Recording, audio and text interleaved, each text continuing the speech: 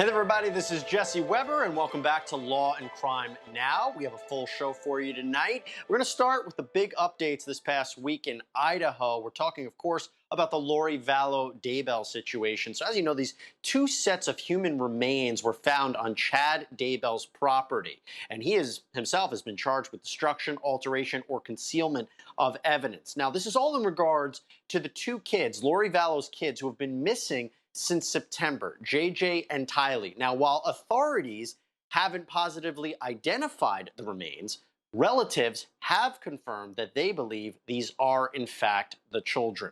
We are learning more details, and I want to go right to the scene itself because our very own executive trial producer, Cathy Russon, is in Idaho on the ground.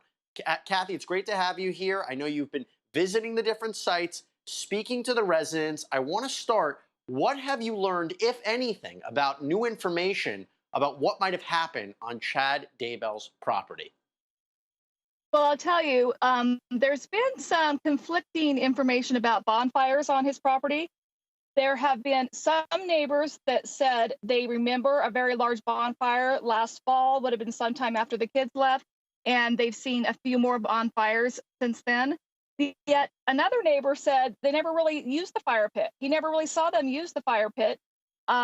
Maybe a little bit more after some of the adult children moved back in the house, but that would have been just a few months back.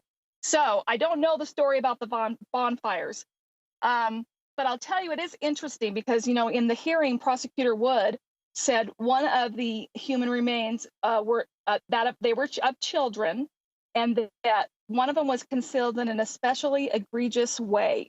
So it does does make you think, does fire have something to do with that? We don't know. The autopsies were performed yesterday. There's been no information released from those yet. Yeah, I know we were hoping to hear maybe some results today, but unfortunately that's not the case. Maybe next week we'll learn more information. Cathy, we talked about what the family is saying, that they believe it's the kids. This is their time. They're asking for privacy. But have you been learning something interesting? Because from what I've read, it's pretty fascinating. The people that know Chad and Lori, at this point, their reactions are interesting, to say the least. Are they not, Cathy?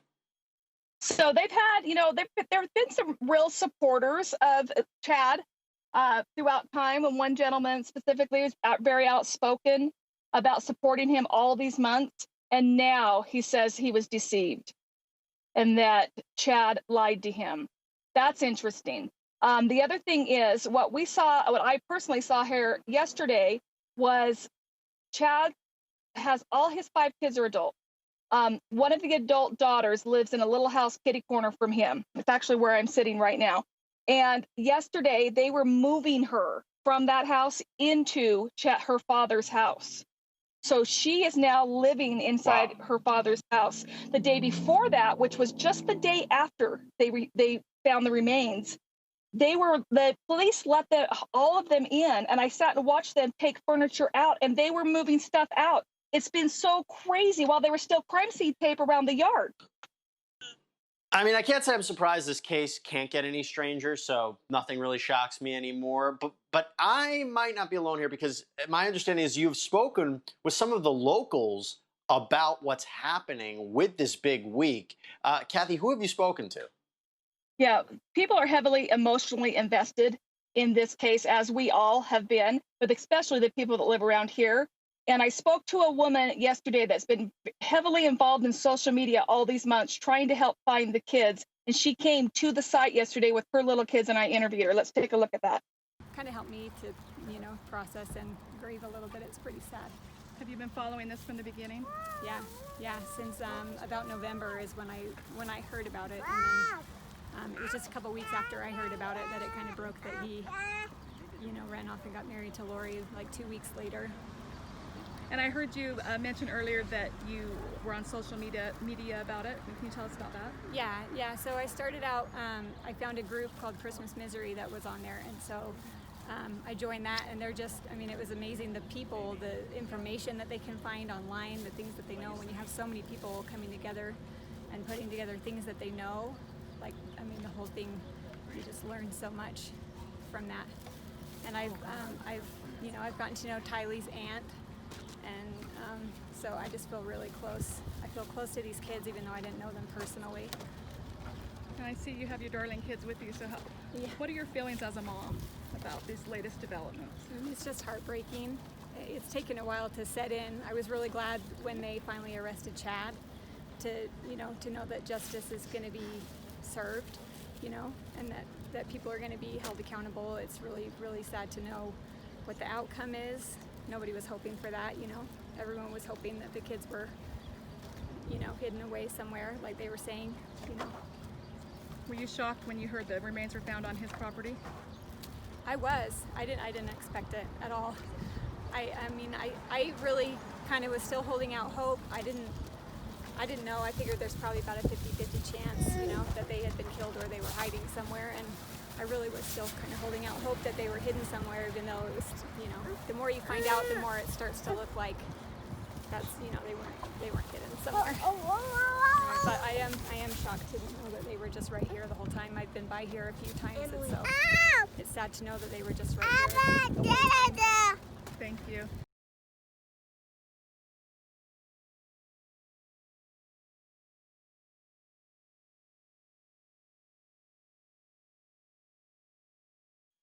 All right, let's talk about what all this means. I'm joined right now by Law and Crime's own Terri Austin, as well as Judge Brandon Birmingham. Great to have you both here. Judge, I want to start with you.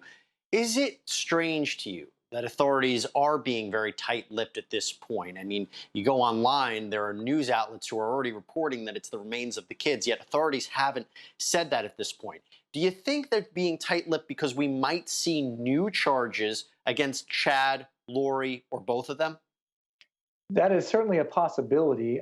Usually at this time in the process of a case, the authorities are being tight-lipped because they want to continue to question further witnesses, and they don't want to taint any of those potential witnesses with official information that has been released to the public that might have influenced whatever that witness may say about what happened or what they saw, things like that. They're also going to make sure that the validation from the identity of the bodies comes from the person who can authentically do that, and that's going to be your forensic pathologist.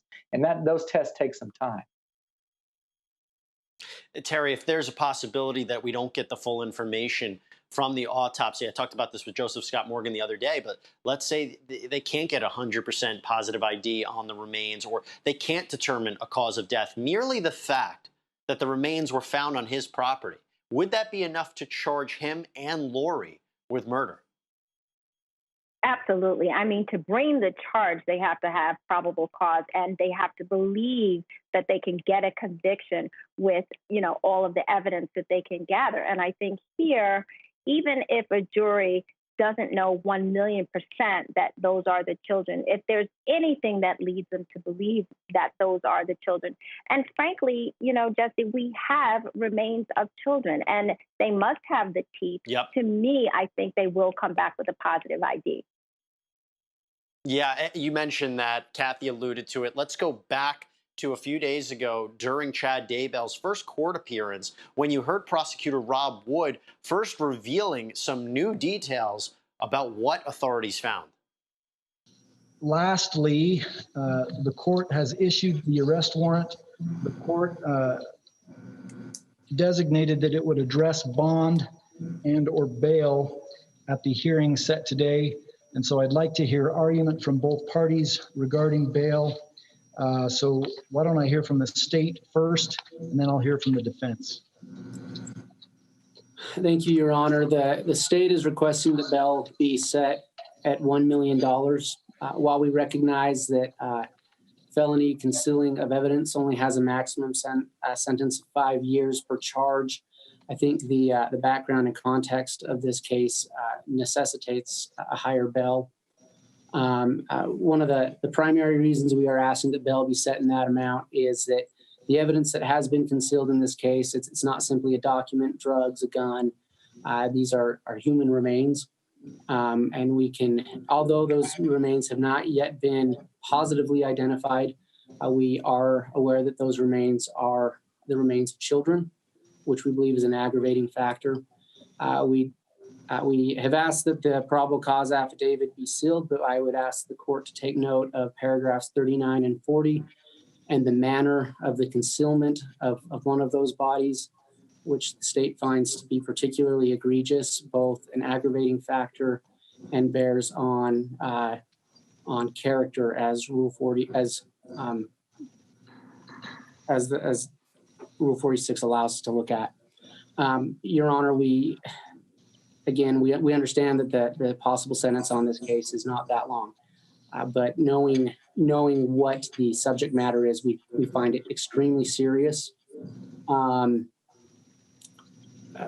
we would also note that because of what has been found on Mr. Daybell's property, should he bail out, he has strong incentive to flee.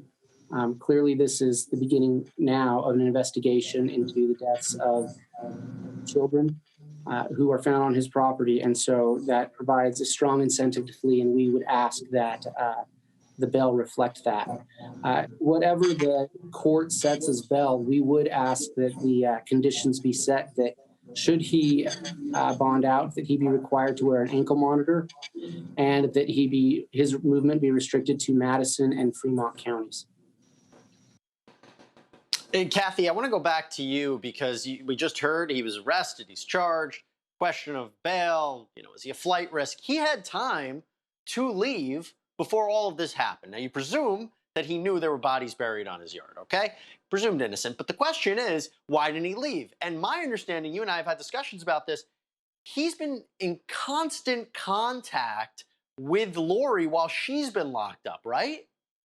Yeah, so I've learned a few things being here. First of all, one was he didn't flee that morning. They were digging. He was sitting in his truck on the corner of his house watching them. And my information that was given to me was as soon as they dug up the first set of bones, he took off, and they arrested him about a mile down the road. Secondly, yeah, I've also received information that Chad has visited Lori every single day. The day of his arrest is the first day he didn't see her since she has been locked up. I mean, true love, I guess that's the way to say it in this twisted let me tell you, love Jesse. tale. Let me just tell you, those two are not turning on each other. I'm just saying that right out there. People think Lori's been talking, but those two are not turning on each other. Yeah, that was a question we had the other day about what led authorities to Chad Daybell's property. Was it something Lori purposely said, mistakenly said? Maybe, maybe not. We're speculating here. Lori, Cathy, I know, sorry, Cathy, I know we have to sign you off, but a quick question. What's happening tonight? What's the next steps in this investigation? Right, so the next steps as far as the investigation, we are waiting for official word for officials to positively identify the remains as the children. I'm just telling you right now, pretty much everyone knows that they're the kids. So we're just waiting for the official word on that. Tonight in Idaho Falls, citizens are holding a candlelight vigil for JJ and Tylee, people that never even met them or knew them, and there's supposed to be a large vigil there tonight.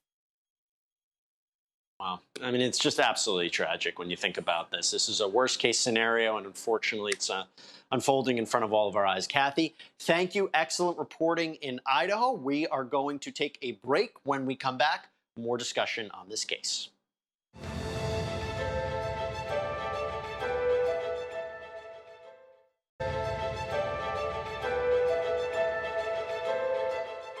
And welcome back, everybody. We're still talking about Lori Vallow Daybell and now Chad Daybell. After this week, who knows where this story is going. Human remains were found on his property. He himself has been charged in connection with the concealment of this evidence. And Lori Vallow Daybell, she's currently sitting in jail on child desertion charges. It's all about Tylee and JJ. They haven't been seen since September. And although authorities have not positively identified the remains, relatives believe these remains are of the kids.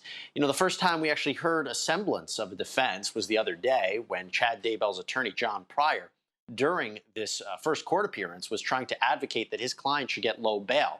So let's listen a little bit to that. Mr. Daybell is not charged with anything more serious. And quite honestly, for the prosecuting attorney to assume that in the future he may or may not do that, and that we should increase the bail with the idea that in the future there may be something else coming down the pipe is just clearly contrary to what the purpose of bail is. Bail is to assure that Mr. Daybell shows up to court. Bail is to assure that he's not a flight risk, and there's nothing, as far as I'm concerned, in his history that indicates that he's going to flee the jurisdiction. I would refer the court to the affidavit on number 26, and it talks about the last time that they saw the kids. If Mr. Wood's intention is to pursue further charges, my belief is that he would have pursued those. And quite honestly, at this point, the court needs to take consideration of what the current charges are and whether or not Mr. Daybell will show up to court. Mr. Daybell has taken the initiative to hire private counsel. He has shown up to the proceeding today. Obviously, he's in custody. But Judge, when the police showed up at his house last night, Mr. Daybell didn't flee. Mr. Daybell didn't abscond. Mr. Daybell didn't run.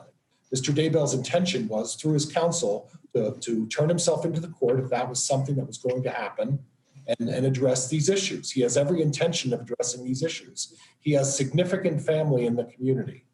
He has kids that live here. He owns property here. And quite honestly, I disagree with Mr. Wood. Mr. Daybell has every intention of staying in the community and every motivation to stay in the community and address these charges. So at this point, Judge, I would ask the court to put the bail at an amount that's appropriate for a 5-year felony sentence. I understand that there's been a significant amount of publicity with this, but publicity is not a reason to raise the bail to an extraordinary amount. And I would suggest that Mr. Wood's suggestion that a $1 million bail is okay, it's not okay, Judge. A $1 million bail is not okay for a 5-year felony sentence. And if in the future Mr. Wood decides to pursue other charges, I'm sure we'll address this again. But at this point, Your Honor, I think it's important for the court to set a bail at an appropriate amount based on the 2 felony 5-year sentences. I would ask the court for $50,000 on each count for a total of $100,000, Your Honor. All right, Judge Brandon Birmingham, you know I'm coming to you with this. You just heard the argument from the defense. Now, we know Judge Farron-Edens, he ultimately set the bond at $1 million. And I'm curious your thoughts on that, because as you heard from the defense, they're saying, you want such a high bail. He's only charged right now with these evidence-related charges. He's not charged with murder at this point. Prosecution, you could have charged him with that, you didn't. So to have such a high bail amount when this is not the most serious charge he could be charged with, that's inappropriate. Your thoughts on the bail set at $1 million? In every felony case, whether it's evidence tampering or whether it's a murder case or a robbery, there's different ways that that particular crime can be committed. As a matter of fact, there's infinite ways that that particular crime can be committed. Some are way more serious than others. Some do imply danger to the community. Some do imply further charges that may be coming. And as the court, you've got to take all those things into consideration while allowing the investigation to fully ripen. And that's what you're seeing here. The law allows for an outlier type case, even though it's charged as an evidence-based crime right now. For the bail to be set, it's going to be reviewed again, I'm sure, shortly. I noticed that there's a preliminary hearing in July. The judge always has the option to reduce the bail from here on out. And perhaps maybe that's what will happen in this case. Who knows? If charges are not filed, maybe the bail will be reduced later. If additional charges are filed, well, then we can have additional higher bail set to make sure that nobody flees a jurisdiction and the defendant can answer to these charges. So, you know, from an actual calendar point of view, not a long time between now and July 1st, maybe July 2nd when this hearing would be held. But from a legal point of view, a lot can happen between now and then. Terry, let's just go back to what Cathy said. So Cathy said that Chad has been visiting Lori constantly. And according to Cathy, she doesn't believe that Lori is going to turn on Chad or vice versa. This is interesting because you and I had a conversation the other day about what evidence led authorities, and this is, by the way, multiple authorities coming together. The FBI was a part of this as well. What evidence led them back to Chad Daybell's property here? This revelation from Cathy, maybe it didn't come at least deliberately from Lori. Then what did they have? Well, I'm thinking they had something extremely specific because we know for a fact that they dug in a specific location. It's not as though the property was completely dug up. They went to certain spots and immediately they determined that the bodies were there. So either when they came back in January, they may have found evidence from emails. They may have found phone records or texting records. And I think that might have led them to the exact spot. So I'm thinking that they knew something specific, and if it wasn't from Lori, it was maybe something she said to someone else, or maybe some specific piece of evidence that the authorities located when they were there the first time. Maybe. Look, as we've been talking about, Cathy's been in Idaho. She's been talking to different people. Let's just go back to Ashley Sear, who's a concerned citizen that has some viewpoints about this case. Cathy had an opportunity to talk to her after the arrest of Chad Daybell. Were you shocked when the news came out yesterday that remains were on his property? I was a little surprised, and at the same time, I don't know what to believe anymore. Just because, I mean, this case has been all over the place. It's like, well, I don't know if I should be surprised by that because of how just involved, intricate, and crazy it's been in general. So it's like, I wouldn't be surprised. And they have now verified that it was 2 sets of remains that were found. So it's looking more and more like it's probably the children. Yeah. What do you have to say that Chad Daybell is a father of 5 and has grandkids, and from all accounts was a great family man? Right. And it's hard just because I don't know him personally. I just know what has been shared through the media, and I don't know. I honestly don't know, because there's no way I could possibly know what's going on through his head, what led him to those choices and those decisions, which is, in a way, kind of why I made this one poster, or I quoted the proclamation, just because it just kind of goes back to basics of saying, as parents, this is what we're responsible for. And I feel like if we stay true to those, then our kids will be all right. And what a better way to help change the world and the problems that we have in it, especially at the end where, love and teach our kids to love and serve one another, especially with so many of the current events going on with Black Lives Matter and like the racial injustice and things like that. It starts in the home. And like I said, every home is different, every family is different. But even if we make just the smallest efforts to teach kindness, to show respect, how to treat other people, our kids are going to grow up with those values, and then they can create that ripple effect to help. So kind of it's that compound effects where little things together will end up becoming a lot larger and big in stature, Judge, you heard Ashley Sear there talk about how crazy everything has been. And, I'm going to ask you now the question that keeps unfolding. If these remains belong to the kids, or let's say it doesn't even, these aren't even the kids, this is human remains nonetheless on his property. How does this tie into the investigation into what happened to Chad Daybell's former wife, Tammy Daybell? Her body has been exhumed, and the results are currently pending. How is this going to tie into that? Well, it could tie in conceivably one of a few different ways. Number one, it could be that the cause of death is similar. Perhaps they were poisoning, perhaps there was strangulation, perhaps there was some cause of death that might be similar. If the causes of death are not congruent with what he says, then that may be a problem, because it could be then that it reflects poorly on his character. Let me tell you where this case is going to go from here. It's, if there's one of 2 defenses that can come out of this. Number one, it wasn't me. I didn't do it. Somebody else did it. The problem that he's got if he uses that defense is, well, who would bury the children in his own property, number one, and number two, who's got a motive against the children? The other type of defense could be, this was an accidental killing. I freaked out and I had to dispose of the body some way, and I didn't commit murder. It was an accident. Like I said, a long time between now and that preliminary hearing. We're going to see where it goes, and maybe we'll have Cathy back there when there's further developments. All right, we're going to take a break. When we come back, we want to focus on something that you might have seen, the death of Derrick Scott out of Oklahoma. Stay tuned.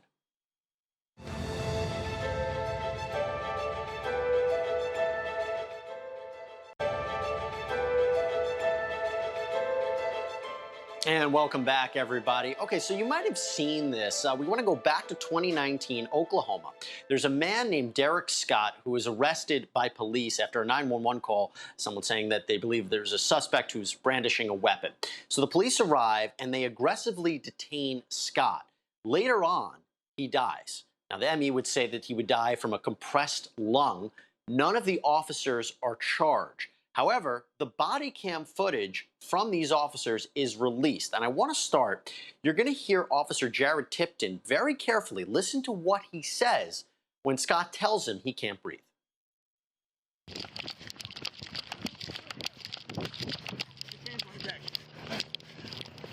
What is that? Bro,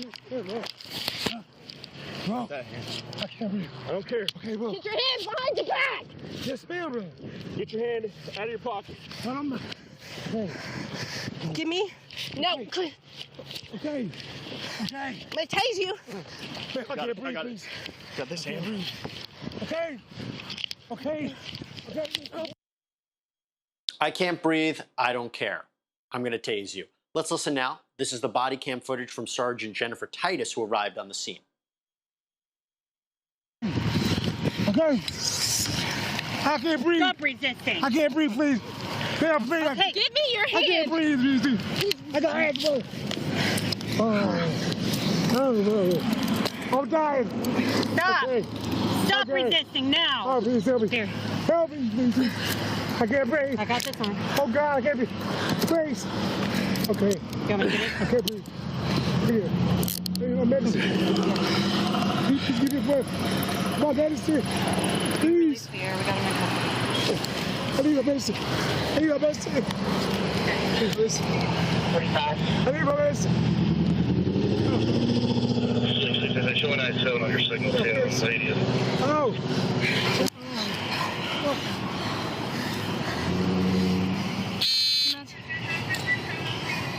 Matches the description of our robbery suspect yesterday. Yeah, that too. He had that hairbrush. There's some stuff over there on the ground. Stop. Get another unit to give him a car. Okay, you can breathe just fine. What's your name, man? What's your name? Huh? Derry? Okay. Can you... I want you to comply with me, okay? And there'll be less problems. Okay? It's okay, Derrick. Don't resist. You're fine. Don't resist. You're gonna Somebody had his ID, one of the guys. His name is Derrick. Derrick Rose, I think.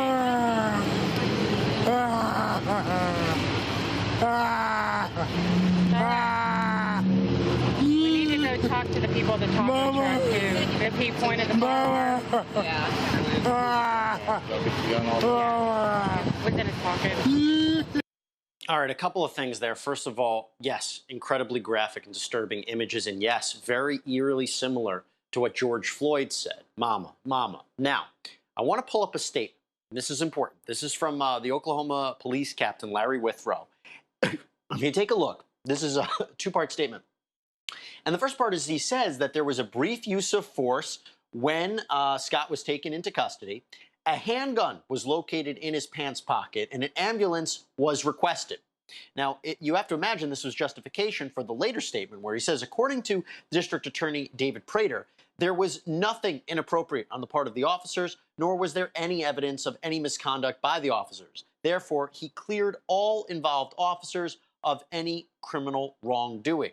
He later goes on to state that the medical examiner's office reported that there was no fatal trauma, although again, we do know that there was a combination of factors, including the physical restraint that led to that collapsed lung. Back here with the judge and Terri Austin. Terri, let's start. None of the officers were charged, and as you just heard, from a legal point of view, it was said that they did nothing wrong. Do you agree, or do you think that these officers should have been charged? Jesse, from a legal point of view, I think this case is a little different from the George Floyd case. To your point, it sounds eerily just like George Floyd. The fact that he said he can't breathe, even the way he was moaning sounded like George Floyd, and the fact that he called out for his mother. The difference here, though, is these police officers did try to render aid. One of the reports I saw said that the woman police officer did try to have CPR on the body before the medics got there, and then they continued once the ambulance arrived. So I do think that they acted a little differently. They were talking to him for a good part of the time. Listen, I think with what's going on in the world today, they're going to take another look at this. I think the authorities are going to look at it a little bit differently, though, and I do think it would be more difficult in this case to prove beyond a reasonable doubt that this was even manslaughter, involuntary manslaughter, to tell you the truth. I understand, but I think this case is a little different. You know, I want to explain this because it's important to go back to the 911 phone call. It's a very different scene than what officers responded to a counterfeit $20 bill. Because let's go back to the 911 phone call that precipitated this, why authorities ultimately apprehended Scott in the first place. Let's take a listen. Hello, Oklahoma City 911. Yeah, there's a guy pulling out a gun at the taco truck on 44th and High. He's robbing the taco truck or what? No, he's pulling out a gun on a guy parked on the parking lot. It's a black guy. Like, what's he just pointed a gun at him? He's got his gun in his hand by his pocket. They're arguing. There's a woman in between them two. I don't know what they're arguing about. They're at the taco truck, right? Yeah, beside the taco truck. What corner from 44th and High? On the east side. Right. Which, northeast, southeast? Southeast. Okay, the guy who has the gun, listen to me, I need you to answer my question. The guy who has the gun, is he white, black, Hispanic, or Asian? He's black. Okay, what color shirt or jacket does he have on? It's black jacket. Black jacket? Yeah. What kind of gun does he have? Is it a pistol, rifle? I don't know. I can't. He's looking over here, man. I gotta go. Okay, what kind of gun did he have? You said you saw a gun, right? Yeah, it's like a, I don't know. It's not a revolver. It's just like a. Right, but it's a handgun, not like a rifle, like a big rifle. Yeah, no, it's a handgun. Okay, and who is he pointing it at? Someone just standing there? No, he's just arguing with the guy. He has it in his hand. Okay, he's arguing with a Chinese guy, tall Chinese guy on a Toyota. Judge, I'd like to turn it over to you. Now, it should be noted that, yes, a handgun was found here. He did run away from police. However, should we group this situation as the same kind of case as the Javier Ambler case, as the George Floyd case, or do we say it's worth taking a look at, but the situation should remain the same? These officers did nothing wrong and they should not be charged. What do you think is the right call here? Well, I fully support a full vetting of all of the facts and circumstances in an investigation, and I do think that they're always fluid. This is where these cases are individually different. The law allows a police officer to use deadly force if deadly force is being used against them or the police officer reasonably believes that deadly force may be used against a member of the public. What's the difference between this case and, let's say, George Floyd, for example? Well, this case, there's the idea that he had a gun. In George Floyd's case, there was never the idea that he had a gun. That all goes into what the officers' beliefs were when they did certain acts and whether those acts were reasonable. And if they were reasonable, were they justified under the law? And if there's use of deadly force or the threat of deadly force against the public, then deadly force can be used. Here's my issue, Terry. Here's my issue. Whether you look at the George Floyd case or this case, there seems to be a profound misunderstanding about what "I can't breathe" means. George Floyd, you had their officer says, well, he's talking, he can breathe. Here, multiple times on these videos in the Derrick Scott body cam footage, they said, you can breathe, you can breathe, you can breathe. Eventually, he died from a collapsed lung. We talk about police reforms, we talk about change. There seems to be a problem here, and I know that there was a statement put out that many times assailants say they can't breathe when they're tackled to the ground. Is this just a case of circumstances when you're tackling someone to the ground, you're arresting them, they might not be able to breathe, or should these officers be trained in a different way about what it means to say, I can't breathe? Jesse, as always, you are reading my mind. That's exactly what should happen. They should be trained about the fact that if someone says, I can't breathe, maybe they can't breathe. We saw Dr. Michael Baden say on our network that, in fact, just when you say that, it could very well be true. The fact that you are talking, the fact that you can answer a question, and here on the tape we heard, he answered, his name was Derrick, and he verbalized, I can't breathe. You can apparently still not be able to breathe and still talk. You know, you're not taking oxygen in, you're having trouble breathing, and that is a sign of difficulty. And I do think officers need to be trained about when their individuals that they are arresting might be in trouble and might in fact be near death. And what about, Judge, the statement, I don't care? You know, you've seen these back and forth between police and assailants. The profanity is exchanged. These are really harsh words, understandably so. These are tense situations. But to say I don't care when he's saying I can't breathe, I know we're looking at this again. This happened in 2019. Does that change anything? Well, words, they do carry certain weight, obviously, in an investigation. I do think that there's also words that are said sort of in the heat of the moment. I don't agree with that. I don't think it should have been said, but I do want to focus on what the actions are and what you might be able to look at when you watch this video is okay, once he's handcuffed, why do their officers need to be on top of him still? What's the purpose in doing that? Do we need to have two officers on top of him? Those are the thoughts that was going through my mind, for 8 minutes and 46 seconds in Minneapolis. Is there still the need for the force to be deployed in such a way, or does there need to at that point, once he's subdued, to be de-escalated? That's a good question that perhaps jurors might need to answer. And I've spoken to lawyers, law enforcement experts, and no one has come forward to suggest that a knee on the back of the neck for 9 minutes was an appropriate course of action. So I have yet to see anybody defend that. We'll take a break. When we come back, we're going to talk about the police response to the Defund the Police and anti-police protest. We'll be back.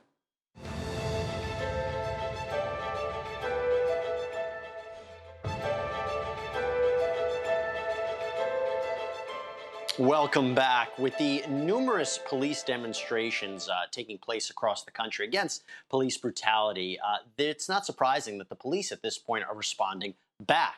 You've seen representatives from different police departments saying, you can't group us into the same as Derek Chauvin back in Minnesota. Can't do that. Also, you take a knee, you're going to be kicked out of our police union. You've also seen them say that we're good guys. We're doing nothing wrong. The majority of us are there to protect and serve. We've seen this a lot this past week, and I want to play some of that for you right now. Take a look. Regardless of what the legislators say, you're putting the life of our family on the line. And correction officers, police officers, we deserve more. Removing these heroes from your communities and my community will do nothing but ensure chaos and destruction. Police officers are the front lines, putting themselves between the evildoers among us and the honest, hardworking Americans, just yearning for some security and prosperity in a small slice of Americana.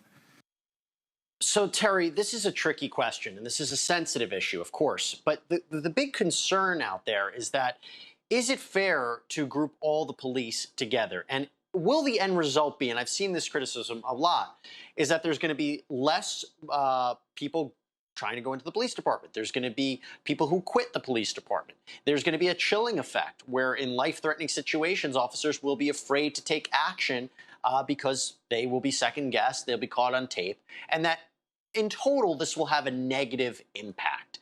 What would your response be to that? My view is like everything else in life, there are two sides to every single issue. And this issue definitely has two sides. I think there should be reform. I think there should be a ban on chokeholds. I think we should have independent investigations when there's police behavior that's at question. There are so many things. 50A here in New York, you saw Cuomo made sure that that was eliminated, where you can now, because of the elimination of that, look at records of police officers. All those things I think are necessary. But look, I am a mother and I am African American and I have a son. So I sometimes fear what the police will do. On the other hand, I have a brother-in-law who's a police officer. So I see both sides of the situation, and I do think reform is necessary, but I do also agree that every police officer is not a bad person. So like I said at the beginning, there are always two sides to this issue. Yeah, absolutely. And it's a tough question, especially. I will say at this point, I think we can all agree, don't take Paw Patrol off the air, okay? Let me just say that. I have 2 young nephews. They would be devastated. That's a separate question. Anyway, Judge, let me go to you.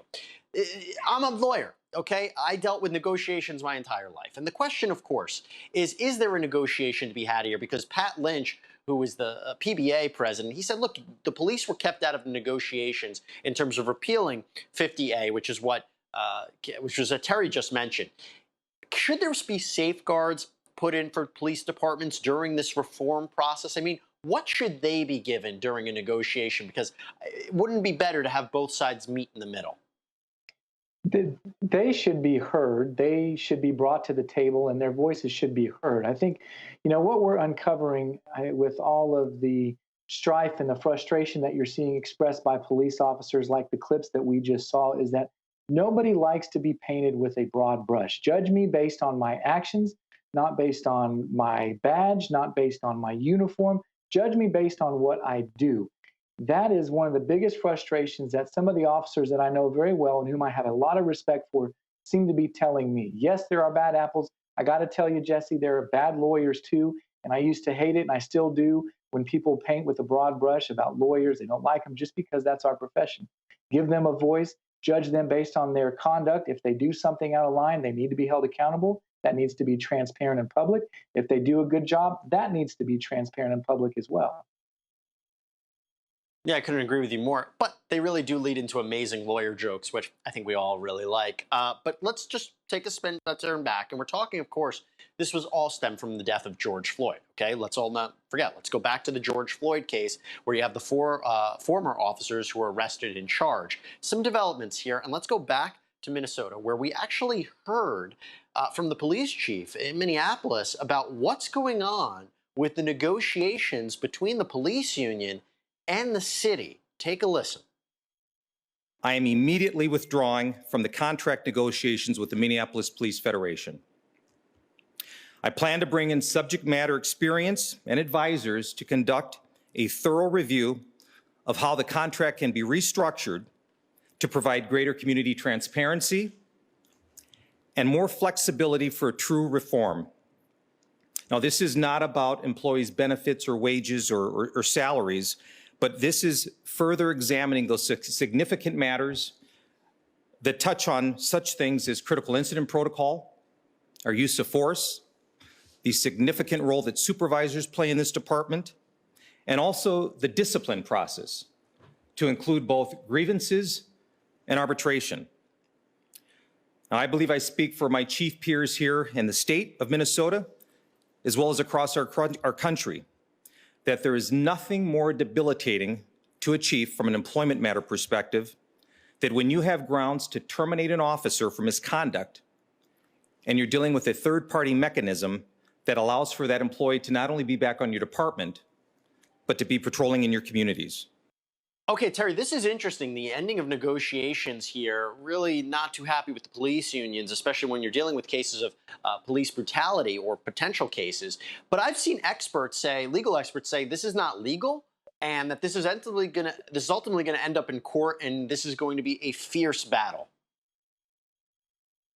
Listen, I think that he said that because he wanted to stir up the pot. I think eventually he will go back and negotiate with the police union. He's saying that he wants to bring independent people in to talk about what the relationship should be. I think he's been, veered as a wonderful police chief, as someone who is making changes in the department, as someone who cares about the community. And also the police officers themselves, they like this police chief. So I think he's just trying to make a holistic difference here. He's just trying to start from the beginning, get a clean slate, and negotiate some new tactics. I don't think he's going to throw the baby out with the bathwater, so to speak. I think he's going to just start all over and ultimately get back to negotiating with the union. Well, they're trying to make changes here. That's the clear point, to try to make changes so we never have a situation like George Floyd again, and that officers are ultimately, there's transparency there. Now, speaking of that, Judge, I don't know if you saw this, but Derek Chauvin, the man who was accused of murdering George Floyd, he may be entitled to $1 million of pension benefits because based upon the scheme that they have, that unless he forfeits it, he might get it. I mean, what do you make of that? I think that that's probably a very, very good segue into reevaluating the way that those contracts and the pension contracts are written. And if the result is that he gets $1 million despite what we can all see, then those things need to be rewritten and reconsidered in the future. Yeah, that's one way of looking at it. And Terry, I want to give you the final word. We have about 30 seconds. Your thoughts right now on the idea that Chauvin was actually planning to negotiate a plea deal, but that deal actually fell apart. We have about 30 seconds here, but it looked like he was going to plead guilty to state and federal charges. I saw that, Jesse, and what surprised me is the fact that both the state and the feds were involved in this plea deal, and I think that's the unusual piece of this. Yeah. Yeah, especially for the fact that it didn't work out for him, and ultimately, he's charged with some serious, serious felonies here. I mean, it was up to second-degree murder. Terri Austin, Judge Brandon Birmingham, thank you so much for coming on for the entire show and breaking everything down with me. Everybody out there, please have a safe weekend, an enjoyable weekend, and we are going to be back on Monday with the top stories. We'll see you then.